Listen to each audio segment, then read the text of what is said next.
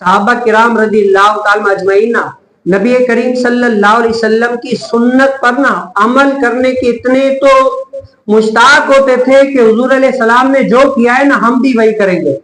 اب ظاہری اعتبار سے ہمیں وہ حکمت سمجھ میں آئے یا نہ آئے، لیکن حضور نے ایسا کیا ہے، لازمی طور پر اس میں کوئی نہ کوئی حکمت ہوگی، صحابہ ایسے کرتے تھے۔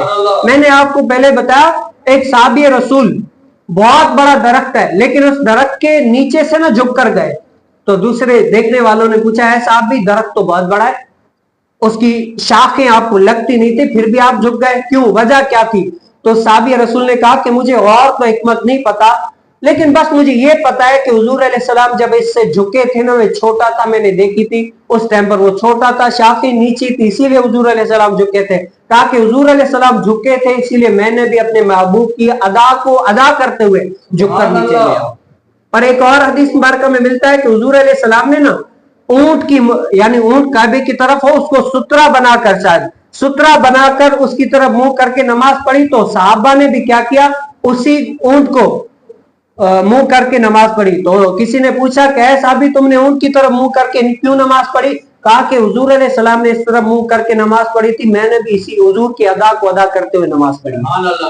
اسی لیے صحابہ حضور علیہ السلام کی ہر ادا کو اپنے اوپر نافذ کرنے کی کوشش کیا کرتے تھے۔ اور اگر مکے میں اور مدینے میں اور کعبہ میں جاتے تو صحابہ اس جگہ پر بھی دیکھا کرتے تھے، اگر حضور علیہ السلام کعبے میں جا رہے کیا کیا عمل کر رہے، نوٹ کرتے حضور علیہ السلام کہاں پر کون سا کام کر رہے ہیں، ہم بھی وہ کام کریں۔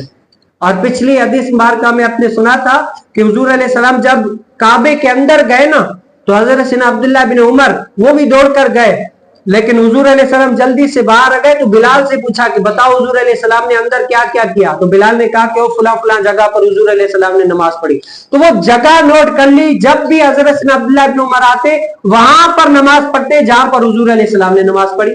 اور ایک اور حدیث مبارکہ اسی طریقے سے عطا نے کہا کہ میں نے حضرت ابن عباس رضی اللہ تعالی سے سنا، انہوں نے فرمایا کہ نبی کریم صلی اللہ علیہ وسلم نے جب کعبے کے اندر گئے کعبے کے اندر، تو حضور علیہ السلام نے کعبے کے اندر نماز نہیں پڑھی، بلکہ کیا ہے جگہ بجگہ دعا کی۔ کعبے کے اندر بھی دعا کرنا یہ بھی کیا ہے نبی کریم صلی اللہ علیہ وسلم کی سنت مبارکہ ہے۔ جگہ بجگہ حضور علیہ السلام نے کیا ہے دعا مانگی فلاں جگہ پر اس پر۔ اور پھر جب باہر آئے کعبے سے، پھر باہر حتیم کی جگہ پر جہاں پر وہ چھوٹا سا ایک دائرہ نشان بنا اس کو حتیم کعبہ کہتے ہیں، وہاں پر حضور علیہ السلام نے 2 رکعت نماز پڑھی، اور پھر حضور علیہ السلام نے فرمایا کہ یہ ہمارا قبلہ ہے۔